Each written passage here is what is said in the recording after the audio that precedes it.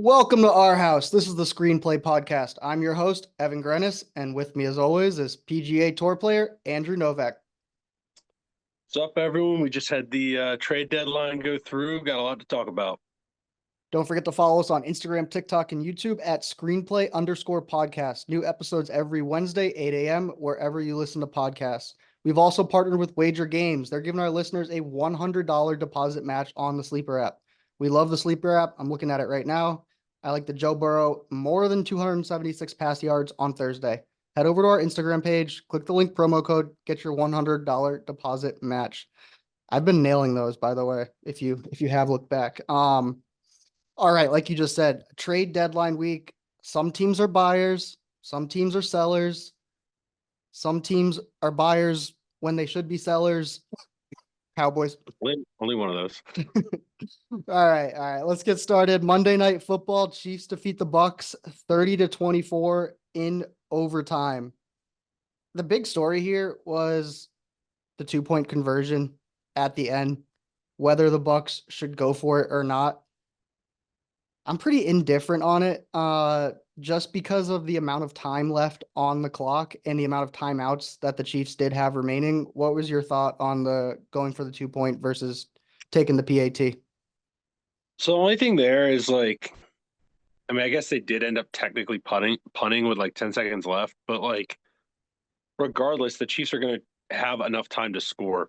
I had a bigger issue with the timeout that they took with 30 seconds left. Rather than But when I having it say run I'm down. talking about the Buccaneers. Yeah. They should have let that clock run down to definitely less than 20 seconds Mm-hmm. before, because you're still going to have a chance to run multiple plays, whatever. Like that was a little questionable because basically they scored on second down, but they set it up so that the Chiefs would essentially have closer to 30 seconds, especially with three timeouts left. That's entirely too much time to be giving Patrick Mahomes. Obviously, it did work out in their favor in the sense that the Chiefs didn't score in regulation, but that is flirting with some serious danger there. I think that was a mistake.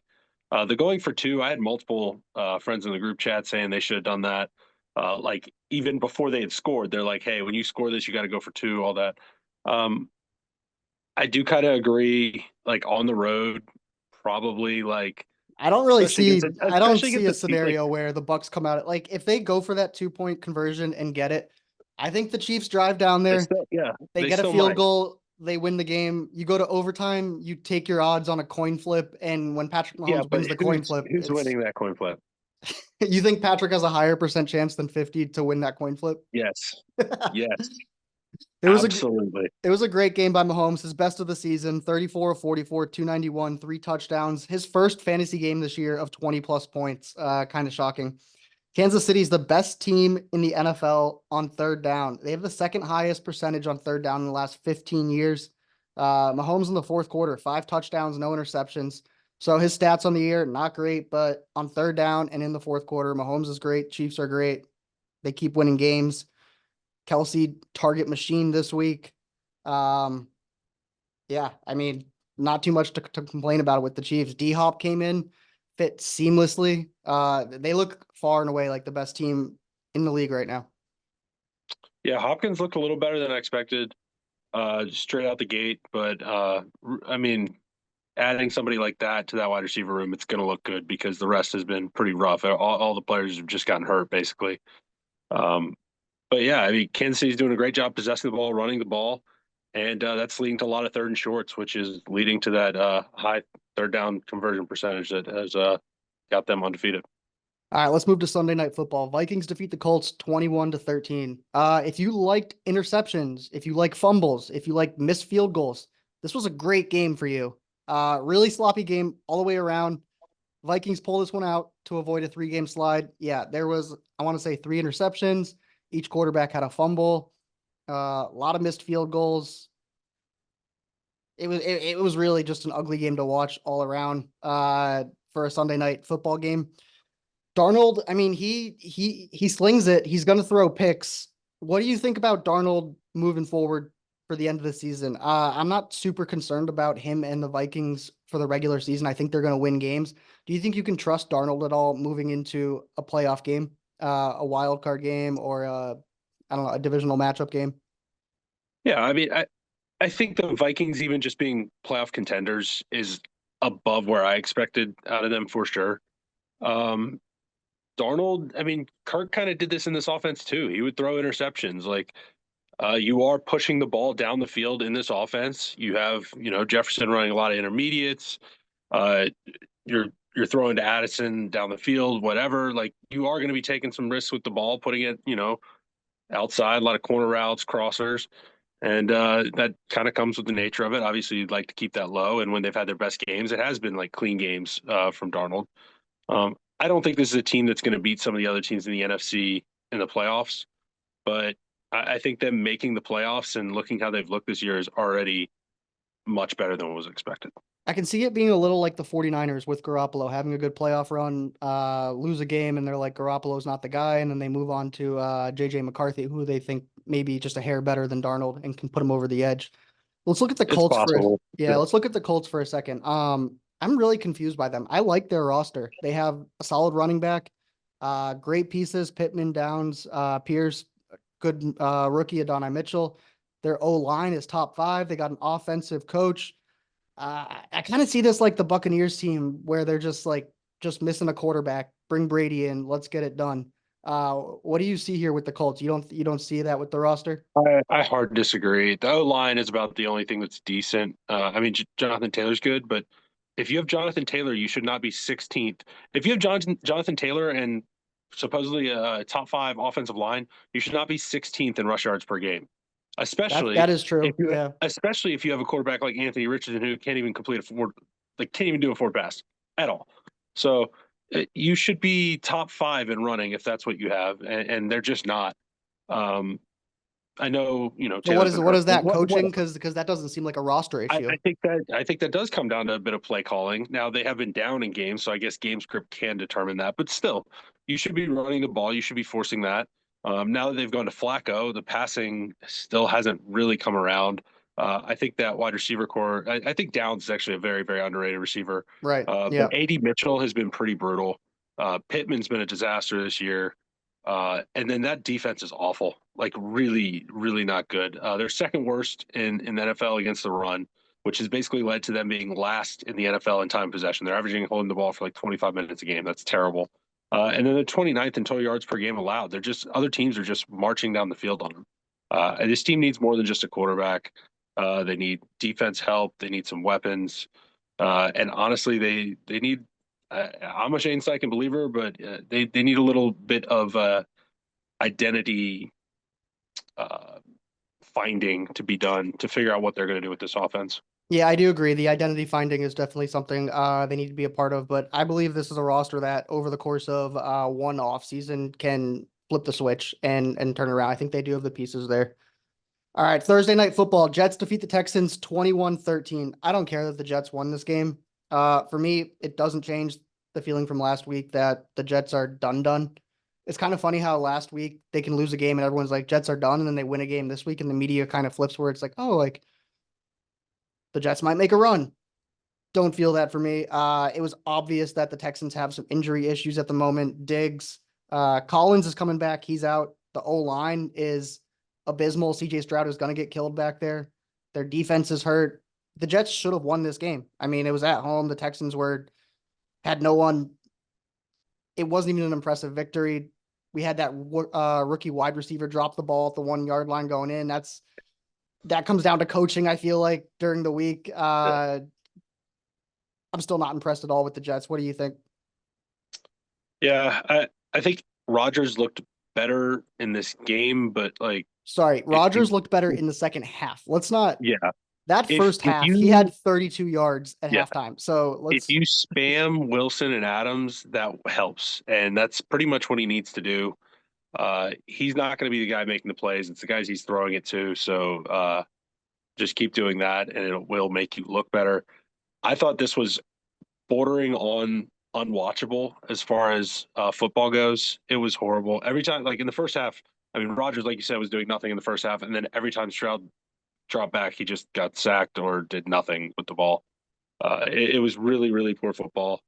I thought both teams kind of ran the ball decent. They probably should have run it a little bit more.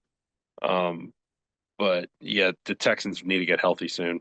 Yeah, Stroud on his last four starts, 55% completion percentage. This week he was 11 for 30, 191 yards, no touchdowns. So it's pretty ugly for the Texans right now. Let's take a look at the Jets schedule coming up.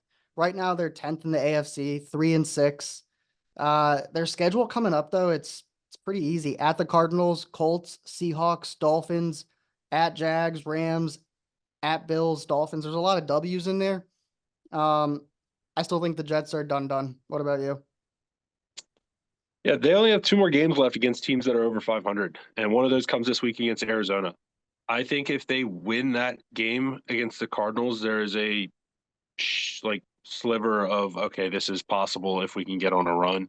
They lose that game, things start getting weird because you pretty much can't take another loss after that, and that includes beating a Buffalo Bills team at the end of the year. So this actually is a huge, huge game for them. And now that I'm looking at it, I'm actually realizing I probably will be changing my must-win game of the week uh, for later in the episode. Yeah, there's a couple of them this week that would be a viable answer.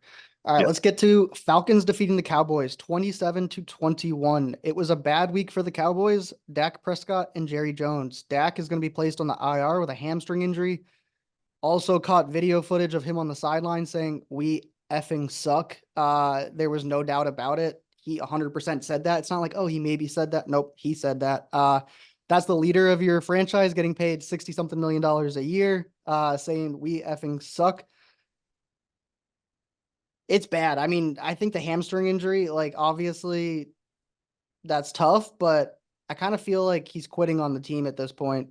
I mean, a hamstring injury for a quarterback, Dak, like that should be a week or two. Just going on the IR, I feel like he's almost done with this season. And the team right now signed his contract, got his money, take his I time with didn't. the injury. I don't really know when he got hurt. It was kind of weird. Like he went out. They were looking at him, but they were looking at like a cut on his hand. It looked like he was bleeding, maybe. Yeah, yep. And then it was announced he was out with a hamstring, and now it's like, oh, he's going on IR. Like if you're already doing that with him, that's not just like probably a pull. That's like you probably tore the thing, maybe. Which I don't know. That's a weird injury for a quarterback to sustain. Um, I don't think like Cooper Rush is leading this team to the promised land, but it looks like they were buying at the trade deadline. So I Yeah, guess they playoffs are uh they still in play. signed Jonathan Mingo. We're gonna get into that in a little bit, so we'll save it for then. Dallas right now, their current draft pick in this upcoming draft would be 11th. Where do you think they'll be by the end of the season? Yeah, I think around there, maybe like the 8 to 10 range, because you've got teams. I think a couple teams around them that are going to win a few games. I think like maybe somebody like the Dolphins. I do think Yeah, they're I getting see healthy should pass them up. the Dolphins are ahead of them. I believe the Jets are going to win a few games and they're ahead of them. Mhm. I even have New England up there. They might win a few games with Drake May, but yeah, I agree. I think the Cowboys are going to be in that 8 or 9 spot. I don't see them winning a whole lot of games the rest of the season. I think Where that's do you fair. think their actual roster ranks in the NFL? One being the best roster, 32 being the worst roster. I would say somewhere in the middle. They're kind of studs and scrubs. You have like CeeDee Lamb, like maybe one of the best wide receivers in the league. You have like a Micah Parsons, even a Dak Prescott is a good quarterback. Like you have good players on this roster. You have some solid O line pieces. You have some big name corners, but I think the rest it just kind of settles kind of around the middle.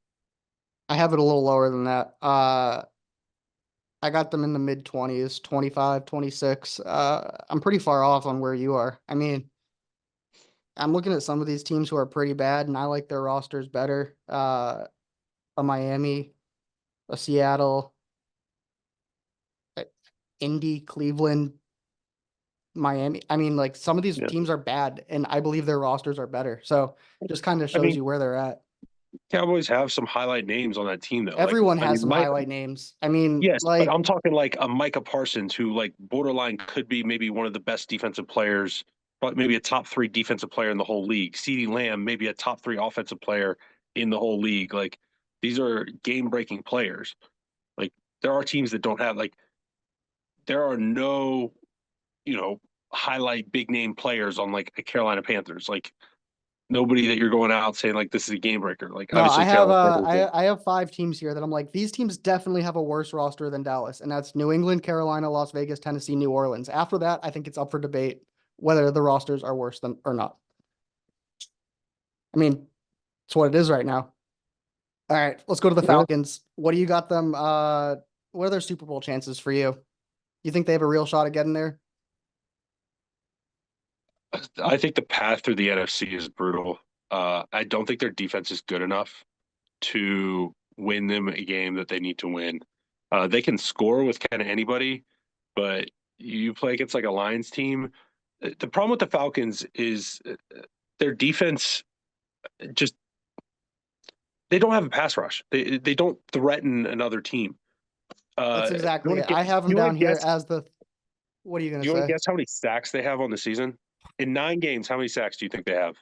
I know at one point a couple weeks ago it was 5, and I don't know if that increased. So I'm gonna say 6 or 7.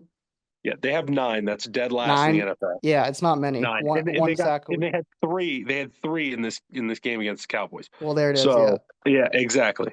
They're dead last in sacks. And remember, leading into the draft, all anybody was saying was they got to go pass rush, pass got to go rush, pass pass, rush. pass. Yeah, Like, and they don't go. They take a quarterback, and this is the kind of one thing like they really could use that pass rush help. They do look like a decent team, but that is a hole in their roster right now that they could have filled, and instead they went backup quarterback.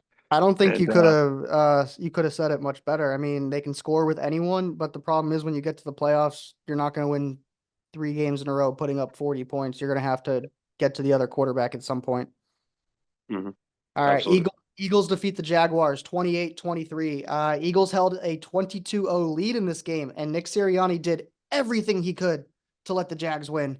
Lawrence ends up throwing a pick to close the game, but oh man, at the end, the Jags were so close to taking this. I think I texted you or I texted a group chat, and I was like, I really hope the Eagles blow this. I cannot wait to see the Nick Sirianni media reaction from it, but it didn't happen. AJ Brown left the game. Once he left the game, the Eagles couldn't do a whole lot offensively. Hurts without AJ Brown's different quarterback. Saquon Barkley had a ridiculous week, 159 yards, a receiving touchdown, a rushing touchdown, a backwards ninja jump move that may have been the most athletic thing I've ever seen in the NFL. Uh, what were your thoughts from this game? yeah. Like you said, we've talked about this before. Like this Eagles team looks very good when AJ Brown and Devontae Smith are healthy, and they look not fantastic when they are not. That pretty much is what it comes down to because the offense either functions very, very well or it becomes anemic and this defense isn't quite good enough to like shut other teams down. I still like this game got close, but like it was so fluky. Like that Saquon fumble was like weird. It just didn't look right, and it was I don't know. I the Eagles were like clearly the better team in this game, but there was like something weird happened with momentum there in the third quarter, and then it got kind of close. As long as AJ Brown is fine, and it sounds like he is uh, for now, uh, I think they'll be fine going forward. You know, it's just a sloppy finish to the game. Yeah, the Eagles, I mean, they're just every week they're really good and they seem to get like a disappointing W where they come out with a win and you're like, Yeah, still don't trust them. they're still Uh, 6-2 though, but I like know. the Chiefs have been winning close all year. You could say like they shouldn't have been in these close of games versus all these other teams. Like primetime game playing the Buccaneers with that don't have a single wide receiver healthy on their roster, like that shouldn't be going to overtime. Yet they do it, and everybody's like, "Oh, Mahomes look good. Like Chiefs are good now. Mahomes is back because he actually played good in the game." Like it's I just feel kind of like perspective. they're the complete opposite though, where the Chiefs situationally when it matters play really well. And for the large portion of the game that's just like the flow, Yeah, it doesn't go so well. that's fair. Whereas the Eagles, like the regular flow of the game is fine, but Yeah, situationally they make so many mistakes that it's messing very up hard on to trust them. Yeah. fourth Uh down. Yeah, we'll get to fair Doug enough. Peterson and the Jaguars in a bit, hopefully. Lions defeat the Packers 24-14. The weather in this game was sketchy, cold, windy, rainy. Jordan Love did suit up. He did play. Didn't go great for him. Lions are proving that they can win any style of football game. Bad weather, low scoring, no problem. We'll pound the run game. Need us to put up 50 points indoors? Cool. We'll hit up Amon-Ra. We'll hit up Laporta. We'll put up 50 points, no problem. Who else in the league can win with this style of doesn't matter if we have to score 17 points and win the game that way, or it's a shootout? What other teams are like that in the NFL right now? Right now, I don't think anybody. I think the Detroit Lions are the best team in the NFL right now. Um, I know we call them power rankings. A lot of times they just end up being more like team ratings. If I'm going straight power rankings, I'm putting the Lions ahead of the Chiefs right now because I think they're playing better football. They do have a loss, but uh, it is really impressive what they can do on offense because they can hit you anywhere. They will run it on anybody. It doesn't matter how good your run defense is. They can throw it off of that. JMO coming back will help them stretch the field even more. I think the only hole in this team is the injury created with Aiden Hutchinson going down, and they just went out and got Zadarius Smith. Now he's not Aiden Hutchinson, but hopefully he will help fill that role. They really have struggled with the pass rush since he went out. If he can fill in If he can half get as like decent, if he can get like one sack in the playoffs, like it's yeah, almost like worth half it. as Yeah. decent, and yeah, I mean this team is really looking good. I mean, I was trying to write down other teams that can win literally like any style game. The only team I really came up with was maybe the Rams when they're fully healthy. Like they can put up points and potentially like play a run style game where they don't have to put up a ton of points to win depending on the week. Yeah, but that Rams defense, like the I secondary, is a know. nightmare, man. Yeah, maybe the 49ers as well Yeah, can win multiple styles, when healthy, the 49ers can definitely do it. but there's not many teams that can put whatever out there Well, and win. What Goff's doing though is crazy. Last 5 games, 11 touchdowns, no picks, 83% completion, 88 of 105. When you're standing behind one of the best O lines and you got all those weapons,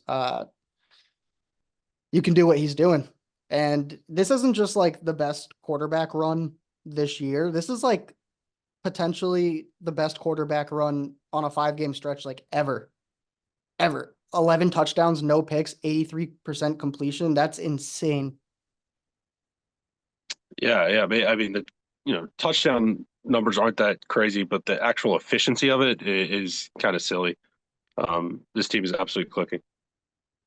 All right. The Bengals defeat the Raiders 41-24. Does this win over the Raiders get the Bengals back on the right track, or are you still done on them? I think it is quite concerning that they gave up 24 points to the Raiders. That defense has been a problem all year. It wasn't fixed this game. Where are you on the Bengals? Yeah, I mean, this was a pretty dominant game. The Raiders scored a touchdown with 40 seconds left after everybody was already pulled. Um, this is probably the best the Bengals have looked all year. I thought that they stuck to the run pretty good in this game. With Chase Brown, got a ton of carries that helped Yeah, I open some think you things called, up. you I said thought start him this week, and that was before I knew Zach Moss was going to be out too, which ended up really paying off. They just went out and got Khalil Herbert, so it looks like Zach Moss probably done for the year. But uh, besides that, uh, this Bengals team, I'm still gonna have to see it against a good team. This Raiders team is pretty much a mess right now. They ended up bringing Desmond Ritter in. They're just cycling quarterbacks at this point, hoping well, something sticks. the Raiders just got rid of their staff. They just fired the OC, the Yeah, O-line coach, and the QB coach.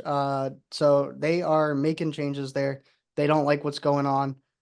For me, the Bengals did nothing different this game than they've been doing all year. I mean, Burrow played awesome. He's been playing awesome all year. The defense has let up 24 points or more. This is the sixth time. I'm looking through this. Raiders 24, Eagles dropped 37 on them. Ravens dropped 41. The Panthers dropped 24 on them. The Commanders dropped 38. Chiefs 26. This defense hasn't changed a bit. I'm looking at Burrow's stats right now. He had a great week, 5 touchdowns. He's at 20 touchdowns and 4 interceptions on the year. He's on pace for 4,200 yards, 38 touchdowns, and 8 picks.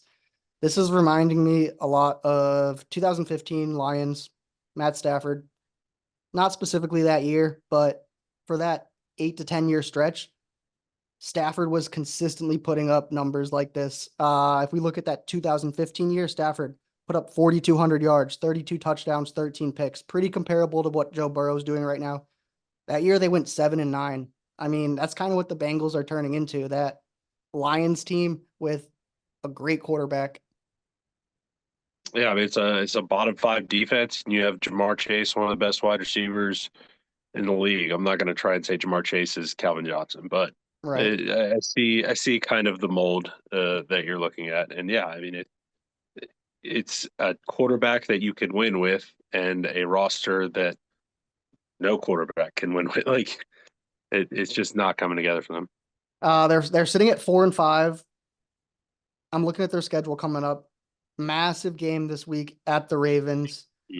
Can they make the playoffs still? Do you think they're going to make the playoffs? Yeah, Thursday night.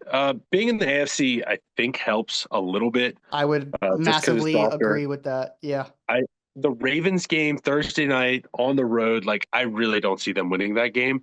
I think the key for them is the two games after that because you get the mini bye, you get the extra stretch, and then you go Chargers Steelers, two AFC teams that likely are going to. I mean, you're thinking Steelers in division, but the Ravens are probably winning that division, would be my guess, and then Chargers in the Chiefs division. Chiefs are going to win that. So these are two teams that are looking to potentially be wild card teams. You need to win both of those games to catch up. I agree with that Chargers one. They got to take that Chargers one, specifically because the Chargers are ahead of them in the playoff race and are not going to win their division. Yeah. So they got to win that one. And then likely at the end of the season playing the Broncos. Broncos are ahead of them in the playoff picture and not going to win their division. So definitely got to take those two. I don't see them winning the Ravens this week either, but yeah, they got some AFC opponents here. If they beat them, they definitely can slide right back in. All right, last one we're gonna go through here is Cardinals defeating the Bears 29-9. I did not bet this game, but I still fully expected the Bears to put that Hail Mary away, put that behind them, go to Arizona, beat an NFC opponent, get back on track. That didn't happen. They could only put up 9 points against a pretty bad Cardinals D. Uh, Kyler, 13 for 20, 154, two rushes for 6 yards. He didn't have to do much. Marvin Harrison Jr., he didn't have to do much. I think he had 3 points, fantasy wise. It's not looking good for Eberflus. It's not looking good for this coaching staff. Caleb is looking really bad. They had a bye 3 weeks ago, or I guess 2 weeks ago. So since their bye, they have played 2 games. After the bye, Caleb is 32 of 65, 49% completion, no touchdowns. Like it's his rookie season. After that bye week, that's kind of when I expected things to start clicking in, start picking up, and it's actually getting worse. Drake May and Bo Nix, who are working with less, are looking better. It's I think this coaching staff is already fired, and just playing out the season. What are your thoughts here? Yeah, I do agree with that. Caleb has not been efficient, taking too many sacks. Um, with, I mean, objectively decent pieces around him, especially for a rookie quarterback. Uh, yeah, he has not looked good. This was a very weird game. The Cardinals had three different players rush for touchdowns, and none of I'll them tell you what, were James Conner or Kyler Murray. that rushing Uh, touchdown right before halftime is it that's a was knife in so the bad. chest right there. I Your mean, that third might as your well be third a Hail Mary. I mean, that's basically a Hail that's Mary. one thing, but yeah, like But also, like the roof was open and it was like hailing, like raining. It was a very odd game all around. Super ugly. yeah, the announcers I heard them were one of them was like, "Yeah, this roof does take 15 minutes to close and there is no speed up button." So I was just like, what useless information is that? Come on. I want to read you this stat. It doesn't even sound right. It's crazy. What do you think Eberflus's record is on the road on Sundays? Well, I know the Bears have not won a road game this year, and they have not won many games before this year. So I'm gonna guess he maybe has won like once on the road.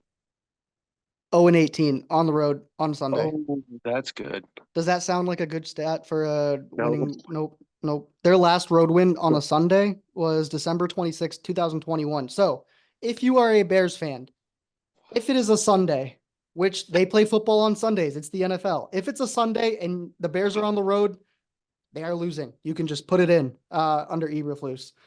Let's get to the Cardinals. Are they good? Are they bad? I don't like. They're leading the division. I don't know how. I, Kyler Murray is great sometimes. Like I don't.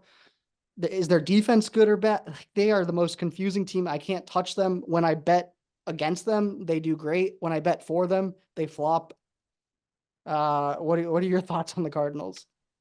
yeah, I think they're neither a good team nor a bad team. I think they're pretty middling. They're making it work. They've beaten some bad teams, and unfortunately, they are in a very strong division that, with the Rams getting healthier, is about to get stronger. I think best case they could sneak like a 7 seed in the playoffs.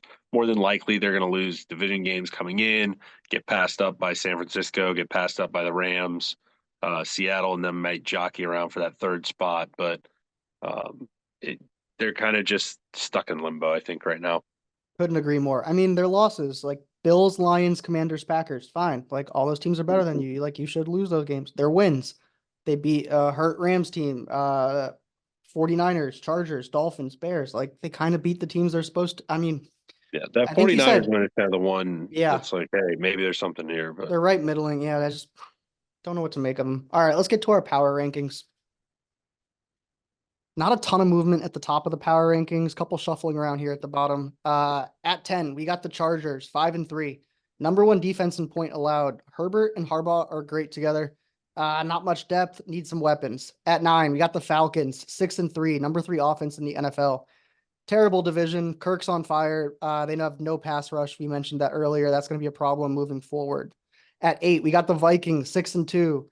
Just got TJ Hawkinson back. Solid combo of offense and defense. Darnold's interceptions worry me just a little bit. At 7, we got the Eagles, 6-2. AJ Brown hurt is a little concerning.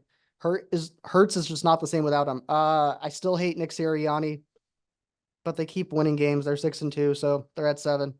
At 6, we got the Commanders, 7-2. They lead the NFC East division. Their defense is ranked 29th, but they just added a piece. They added Marshawn Lattimore, cornerback. Hopefully that helps a little bit. At 5, we got the Steelers, 6-2, off a bye. Just brought in Mike Williams. Just brought in Preston Smith from the Packers. They're going for it. They don't know how long Russ is going to be there. I like their moves. At 4, we got the Bills, 7-2. They're winning football games. They're in a bad division. They got a good run game. They have the third most points scored. I like the Bills. At 3, we got the Ravens, 6-3, best run team in the league, number one offense. They can be beaten though, and their defense is a bit sketchy. To be number 3 in our power rankings right now with 3 losses, yeah, I mean that defense just it worries me a little bit. At 2, we got the Lions, possibly the best team in the NFL. They're great everywhere. Goff's on fire. Just added Zadarius Smith from the Browns. I like the Lions a lot. At 1, we got the Chiefs. They're 8-0. They may never lose again. The Chiefs are the Chiefs. They just added D Hop. Last I checked, Andy Reid's still coaching. I mean, they're gonna be there all year potentially. All right, let's get into some other talking points that we didn't mention. Robert Saleh fired a couple weeks ago. Dennis Allen out. I mean, his record 18-25. Probably time for him to be gone. Every year we get about 7 coaching vacancies. We have 2 gone. You can expect 4 or 5 more. Who's gone? Who's gone next and when? gone next, I think, is Doug Peters, When?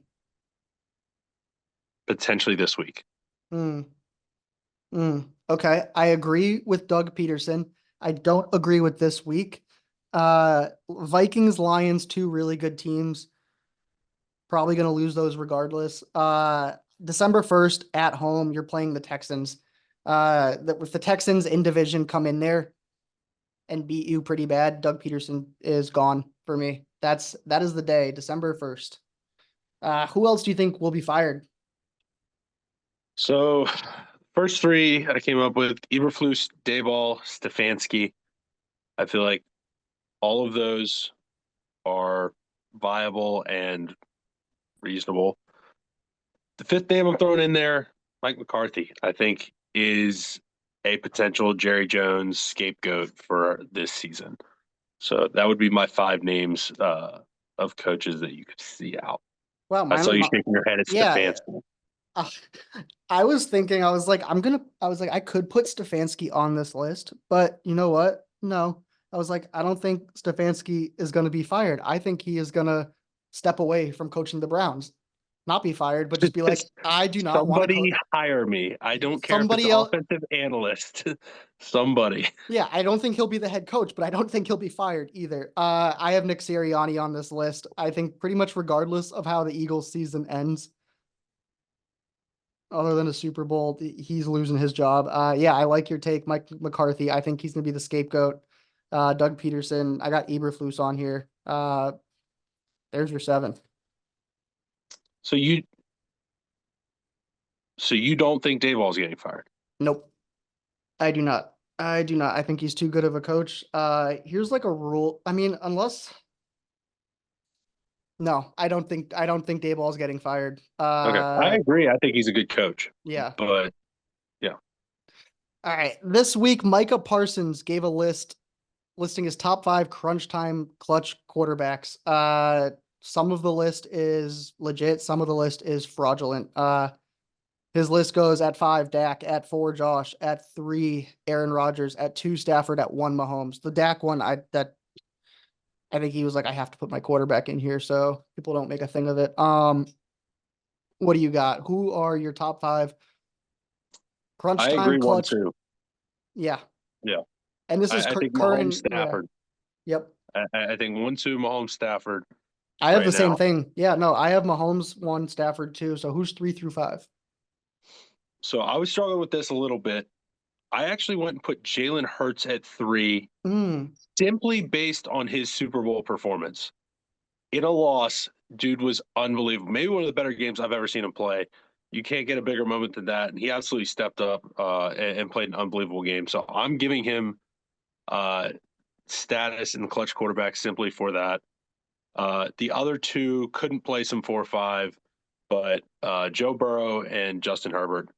Uh, I've seen both of them make some big throws late in games, meaningful games, and they're guys that I trust on third down coming down the stretch in the fourth quarter. I did want to honorable mention because it's been a while, but Joe Flacco was that guy late in games. Awesome playoff run, won a Super Bowl. So I'm gonna give him credit. I am not putting Aaron Rodgers in my list because I just don't want to. it's kind of the same reason. I don't like Aaron Rodgers. He didn't make my list either. At 3, I got Burrow. At 4, I got Allen. At 5, I know he hasn't really done anything, but I got Kyler. I mean, some of the stuff he does to come back or win games or make a run, like, is it every game? Is it every week? No. But you could say Kyler has some clutch moments pretty much every other week, like every third week, So winning a that game. 2 point conversion last year, or whatever, where he ran around for what seemed like 15 seconds. I think it was like 30 Yeah, seconds. Yeah. it might have been. Yeah, Like you can't okay. tell me he doesn't No, have clutch plays. I mean, yeah. all The right. the gap between like Mahomes, even Mahomes to like Stafford, but then Stafford to the rest, I feel like is like there's some space there. Oh, yeah, for sure. Absolutely. All right. So one of the funniest things this week is Jerry Jones bringing in Jonathan Mingo. I don't know if so much the funny thing is the story of bringing in Jonathan Mingo, but the fact that they gave up a fourth round pick We for appreciate it. Jonathan Thank Mingo. you, thank you, Jerry. Please call us anytime you need a thing, literally anything. We'll be happy to help. That's Aaron. That's Nani talking as a Carolina Panthers fan there. All right. So, I mean, I don't even know how. I mean, I was assuming Jerry Jones must have called the Panthers because I don't think the Panthers are calling the Cowboys to offer Jonathan Mingo. So, this is kind of what I picture the phone call going like. I'll play Jerry Jones. You play Dan Morgan. Dan Morgan is the GM of the Panthers. So, I'm picking up the phone. Hey, Mr. Morgan, we're looking for some weapons to put around Cooper Rush. He'll be starting this week. What's your price tag for Adam Thielen? Y'all are buying? Oh yeah, I we're think buying. Thielen a six would be fine. Oh no, that is way too pricey. How about a fourth round pick for Jonathan Mingo? A fourth round swap Yep, or just a pick? a fourth round pick. Sold. All right, send Jonathan Mingo over, and we'll send you a fourth round pick. I mean, they could like, I don't know what Jerry's doing. Trey Lance, fourth round pick. Jerry's got something for fourth round picks. Mike Williams went for a fifth round pick. Like, don't you think Mike Williams is a better wide receiver than Jonathan Mingo? I mean, the Panthers got a fifth round pick from the Ravens for Deontay. I have no idea how you get more for Jonathan Mingo, who can't even see the field, versus Deontay, who's been the number one wide receiver on the team. It does not make any sense. But as a Carolina Panthers fan, thank you. You know what Keenan Allen went for? Uh, Definitely more than that. A fourth round pick. Oh, well, there you go. It's so bad. Like Keenan Allen, Jonathan Mingo, same player, right? Mingo just lost his job. The reason he can't see the field is because an undrafted free agent out of Holy Cross has taken his spot. Holy Cross, big power football school there. Exactly. So that's the kind of player you're getting in Dallas. All right, trade deadline just finished up. What was the best trade? What was the worst trade? I I would say two for the best trades. We saw what Hopkins can do for Kansas City. I think with their injuries, he adds an element that they very, very badly needed. But also this Marshawn Lattimore move by Washington, I think is huge. They definitely needed a little something on defense, and I think he gives them a playmaker, somebody they can rely on, and that was a really, really good move for them. Yeah, I agree with both of those. Worst trades hit me. It's Mingo. Mm-hmm. And now you could argue with that Mingo deal, like the fact that the Panthers only got a fifth for Deontay doesn't look so great now, but like you offset it by getting a fourth for Mingo. So Yeah, yeah, I'm not a huge fan of that Khalil Herbert move. It's just the third move the Bengals have made in season in the past 52 years, but I don't think Khalil Herbert is adding I, anything to that I think they need roster. another body. It was kind of weird. It's an interesting move for them because they need another body. It sounds like Zach Moss is going to be out for the year. Uh, Chase Brown has been good, but you do need somebody to take a little bit of work. I'm surprised they didn't get a more of a pass catching back, something like that would come in on pass catching downs because Chase Brown they've been a little hesitant to use him in pass pro, but I mean I think it's a decent move. It's a body that they can throw in there and give him some work. I do believe in Herbert as a player. All right. What are three players you should try to acquire in fantasy football? Our trade deadline is week 11. I don't know about yours. That's pretty typical timeline for a fantasy trade deadline. Who are a couple players you should be trying to get on your team? So I've got three wide receivers on this list. We're starting off. We kind of talked about it earlier, but Devontae Smith, I think, is absolutely a buy right now. AJ Brown did go out in this past game. It sounds like he's okay, but if this is a thing that lingers, if this is a thing that he re-injures, all of a sudden Devontae Smith becomes the guy. Uh, this is an offense that can look explosive sometimes. Uh, I think Devontae's a great player. He had a big touchdown this past game. I think he's a guy you can still kind of go out and get a little cheaper right now um, that potentially has league winning upside. Next, we're going Tyreek Hill. Obviously, league winning upside there. He's been a little disappointing. Tua's been a little slow coming back. Hasn't been like quite had an explosion week yet. That is coming at some point. I don't know when, but it is coming. Tyreek is still that dude.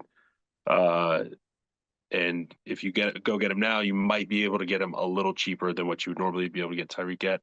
And then lastly, I'm putting Debo Samuel up there. He's been dinged up now, coming off a bye week, kind of in the back of people's minds. Nobody really thinking about him. Well, you have Ayuk out for the year. McCaffrey coming back, which I actually think is a decent thing for Debo. They're going to be forced to use him out of the backfield less. I think he'll run more proper wide receiver routes, some slants, some stuff intermediate where he can catch the ball, turn up field, and just start cooking dudes. I think Debo's in a really good smash spot to finish out the year. Yeah, I love all of those. All right, let's get more into fantasy here. Week 9 booms. Who boomed this week? I will start it off. I like naming some defenses here. Chargers D versus the Browns. They put up 20 points. Another defense, Rams D. They put up 19 points. Garrett Wilson put up 30 points for the Jets with 2 touchdowns. I think the big name here for wide receivers, JSN, 37 points, 180 yards, 2 touchdowns. Saquon talked about earlier had a crazy good game, 33 points, even with a fumble. Uh, Mike Gesicki, tight end for the Bengals, went off. 27 points, 2 touchdowns. You want to throw a few others in there? I just want to add to JSN. He had another 70 yards of catches called back due to penalty. I mean, dude went off in that game with no DK. So big shout out there. Yeah. A couple other guys put up 30 plus points. Jalen Hurts, Devon Achan. D Hop got pretty close there, Mhm. 28.6. Zay Flowers, 29.7. I think Zay Flowers moving forward in that offense with Deontay Johnson actually really helps him. Might free up some space. Yeah, Yeah. he's been awesome this year. Really. All right, let's get to the bust list. There was a ton of them. Throw me a few. Yeah, Kyler and Marvin Harrison. That was a weird game. All the touchdowns were rushing, and the pass game wasn't really doing a whole lot. So neither of them ended up with very good days.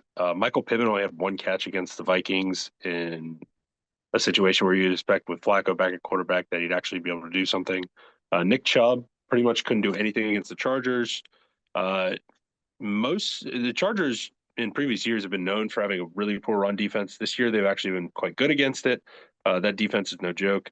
And then Xavier Worthy managed to go negative against the Buccaneers. So congrats to him.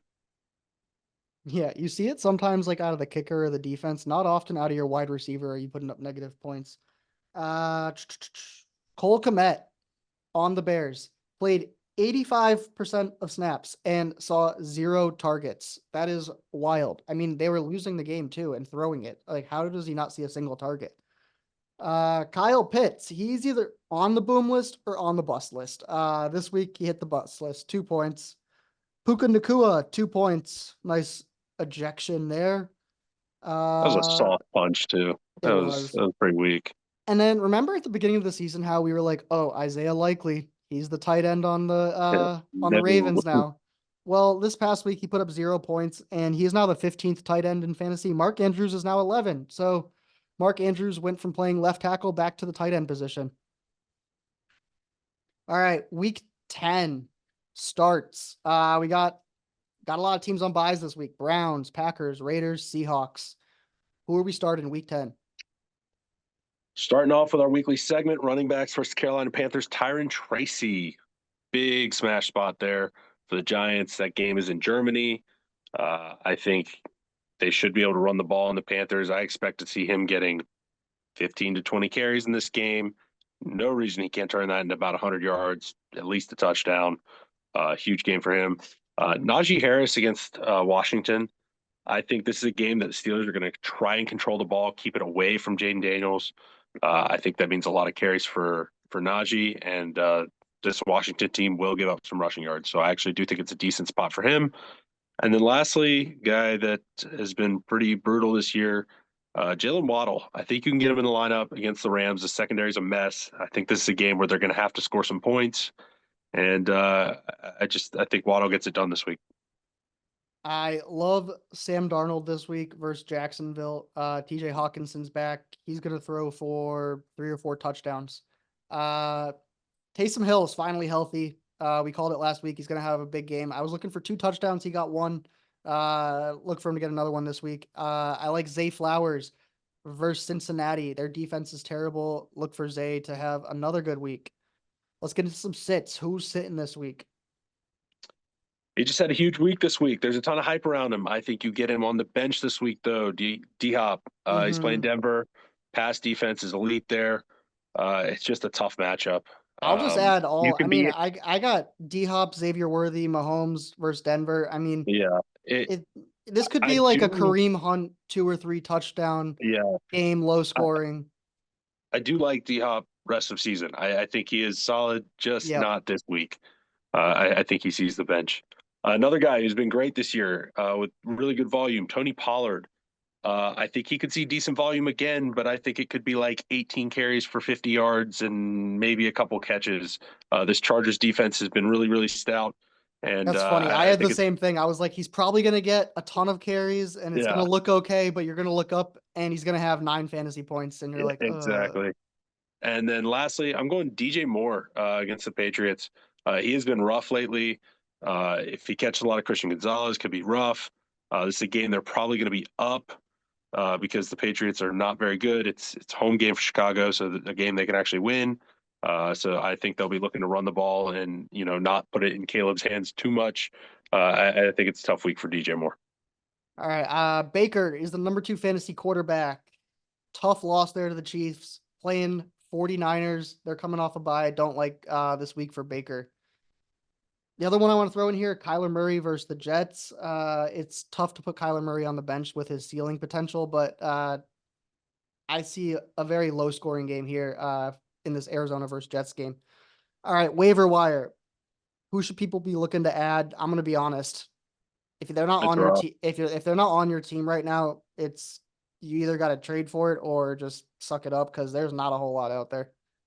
Yeah, it's like mostly dart throws at running backs, like say like a Ray Davis is still out there, something like that. Like you can go dart throw. I mean, I guess if you want to go dart throw like Khalil Herbert because he just got traded, but for the most part, like running back position, it's pretty much just handcuffs. Yeah, Um, I mean maybe like we just said, if Taysom Hill is somehow still out there, you yeah, can use him at tight end. But the only other flex position I was really seeing someone, Darius Slayton, he does get targets. He's not going to put up like 20 points, but if you need someone to get, I don't know. I mean, you're in rough shape if that's where you're looking at, but yeah, Yeah, I mean it's not looking very bright on the waiver wire right now. All right, let's get into gambling. Going to take you through the lines this week. We have a lot of games just spread out all throughout the week. Uh, let's get into Thursday. Bengals at the Ravens. Ravens are a 6-point favorite. Sunday morning, 9:30 a.m. from Germany. We get Giants at Panthers. Panthers are plus 5.5. 1 p.m. window on Sunday. Bills at Colts. Colts plus 4. Falcons at Saints. Saints plus 3.5. Patriots at Bears. Bears -6. Vikings at Jags. Jags plus 4. Steelers at Commanders. Commanders 2.5-point favorite. Broncos at Chiefs. Chiefs -8. 49ers at Bucs. Bucs plus 5. 4 p.m. window. We get Titans at Chargers. Chargers -7.5. Eagles at Cowboys. Cowboys plus 7. Jets at Cardinals. Cardinals -1. Sunday night football. Lions at Texans. Texans plus 3.5. On Monday, we get Dolphins at Rams. Rams -2.5. What is your must-win game of the week? yeah. I think I got to go with the Jets against Cardinals. I think they have to win that game if they want to stay in the playoff race uh, going forward. Yeah, I'm changing mine as well. I had Bengals written down, but after like we talked through it, yeah, Jets is the must-win game of the week if they want to stay at all relevant. All right, Mhm. last week bets. I had my first perfect week, 3-0. Hey, Over the last 3 weeks, I'm 7-2, back up to 11-17 on the season, which means I am two back up. perfect two perfect weeks away from back to 500. I will get there. You went 2-1, a winning week. You've been pretty hot, other than not being in Japan that one off week. Your overall record is Threw me off. 11-1. What are your bets of the week? All right, we are starting off with one that I thought was wrong when I saw it, so surely that means I might still lose it. The Bills are only a 4-point favorite at Indy. Indy is a mess right now. Indy cannot stop the run, and the Bills are very happy to just hand the ball off to James Cook and Ray Davis and let Josh Allen run the ball. I think this is a bad matchup for the Colts. I think the Buffalo Bills take that one quite easily. Next, I'm going with the Lions -3.5 at Houston. Houston's still a bit of a mess. They need to get healthy. Detroit is just on an absolute heater right now, and I'm gonna keep riding that. And then lastly, I'm going Falcons -3.5 at New Orleans. Saints just lost their coach. They've got all kinds of stuff going on. The Falcons have been playing some decent football. I think they can win that one by at least maybe a touchdown. All right. I don't know if this bet hits, but strictly on the principle, I'm taking it. Mike Tomlin off a bye, getting points. So I'm taking Steelers +2.5. Vikings -4.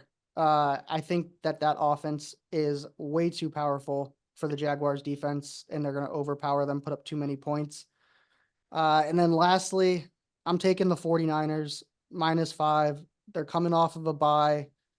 The Bucs just had an emotional loss. 49ers have had so much rest time here. I like the 49ers -5. Those are our bets of the week. Lock them in. All right. That was a lot of trade deadline talk. Chiefs still undefeated. Panthers still suck. No. We won this week. Hold on. You can say that any other week of the year, but we beat the Saints this week. It was beautiful. We were the first team in like NFL history to get outgained by like 150 yards and something. I saw the whole stat. So I have no idea how we won, but we're amazing now. So best How team in about that? football. How about this? Cowboys still suck. Jets still suck. Valid. All right. Don't forget to follow us on Instagram, TikTok, and YouTube at screenplay_podcast. New episodes every Wednesday, 8 a.m., wherever you listen to podcasts. Appreciate y'all listening. Get on Instagram, get on TikTok, leave some comments, let us know what you think, and we appreciate it. Thank you, Jerry.